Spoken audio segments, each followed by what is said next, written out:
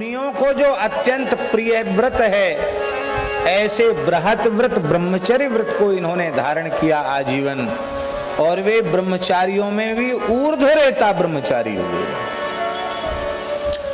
ऊर्ध्वरेता माने क्या होता है? देखो,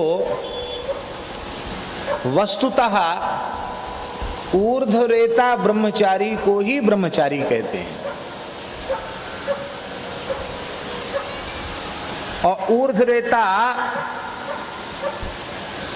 गिने चुने हैं पुराणों के अनुसार। गिन लो कितने हैं। सनकादिक भगवान,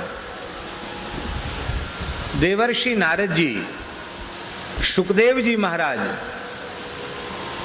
पितामह भीष्म जी महाराज भी ऊर्ध्वरेता ब्रह्मचारी हैं, और प्लवंग माने श्री हनुमान जी महाराज। इन पांचों को ऊर्ध्वरेता ब्रह्मचारी कहा गया। इस कराल कलिकाल में भी कुछ महापुरुष ऊर्ध्वरेता ब्रह्मचारी हुए हैं, पर हमारे कहने का आशय ये है कि करोड़ों साधकों में कोई एकाध ऊर्ध्वरेता ब्रह्मचारी हो सकता है, वो भी विशेष भगवान का अनुग्रह और कठोर उनका साधन हो, योगाभ्यास साधन हो, तो ऊर्ध्वरेता हो सकता है। क्योंकि ऊर्ध्वरेता शब्द का अर्थ क्या होता है? रेतस शब्द है, रेतस शब्द से बना रेता, और ऊर्ध्व शब्द से वो विशेषित है। हम लोगों का जो शरीर है, उस शरीर का जो निर्माण है, उस निर्माण में 7 धातुएं हैं। सप्त धातु विनिर्मित पंचभूत रचित यह शरीर है। इस शरीर में नस नाड़ियां हैं। उनमें जिस नाड़ी से, जिस नस से, जिस नाड़ी से शुक्र का प्रवाह चलता है, 7 धातुओं में एक धातु शुक्र भी है, उस शुक्र का प्रवाह जिस नाड़ी से चलता है, उस नाड़ी की स्वाभाविक जो गति है वो उपस्थ की ओर है, नीचे की ओर है। तो स्वाभाविक उसका माने उसके शरीर की संरचना ही ऐसी है कि उसकी जो स्वाभाविक गति है शुक्र की, वो नीचे की ओर है।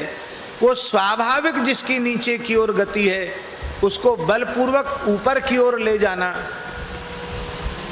उस नाड़ी के नीचे के प्रवाह को समाप्त करके ऊपर की ओर ले जाना, और बिंदु का महाबिंदु से समागम करा देना। बिंदु, वो बिंदु है क्या? उस बिंदु के संबंध में उपनिषद में कहा गया, यो बिंदु स शिव प्रोक्तः। वो बिंदु ही शिव है और शिव ही बिंदु है। और उस बिंदु का महाबिंदु, सहस्रार चक्र में स्थित जो महाबिंदु है, जो परब्रह्म का स्वरूप ही है, जहाँ परब्रह्म अपनी अचिंत्य शक्ति के साथ विद्यमान होता है, उस अमृत स्वरूप परमात्मा के साथ जब वह समर्थ योगी अपने उस बिंदु का मिलन करा देता है, तो उसे ऊर्ध्वरेता ब्रह्मचारी कहा जाता है। और ऐसा योगी अमृतत्व को प्राप्त कर लेता है, अमरत्व को प्राप्त कर लेता है। एक और विशेष बात है, जिस अवस्था में ऊर्ध्वरेता ब्रह्मचारी होता है, वो अवस्था फिर वैसी ही रह जाती है। वो चाहे कि हमारी अवस्था इससे आगे न बढ़े तो नहीं बढ़ेगी, चाहेगा तो भले ही बढ़ जाए, नहीं तो उसकी वही अवस्था हमेशा बनी रहेगी। हनुमान जी की वही अवस्था बनी हुई है कि नहीं? सनकादिकों की वही अवस्था बनी, 5 वर्ष की अवस्था बनी हुई है कि नहीं? सुखदेव जी की 16 वर्ष की अवस्था बनी हुई है कि नहीं? जिस अवस्था में ऊर्ध्वरेता होता है, वो अवस्था उसकी शाश्वत अवस्था हो जाती है।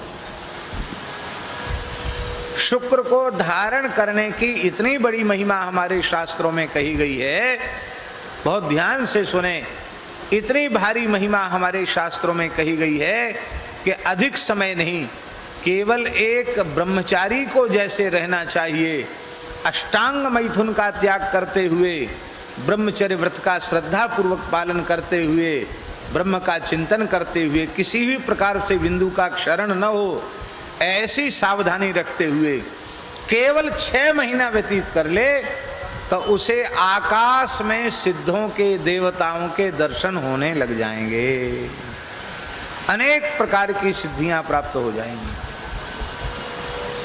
25 वर्ष की आयु तक बृहद व्रत को धारण कर ले तो उसके शरीर से खिले हुए कमल की अथवा खिले हुए गुलाब की सुगंध आने लग जाएगी। बड़ी दिव्य महिमा।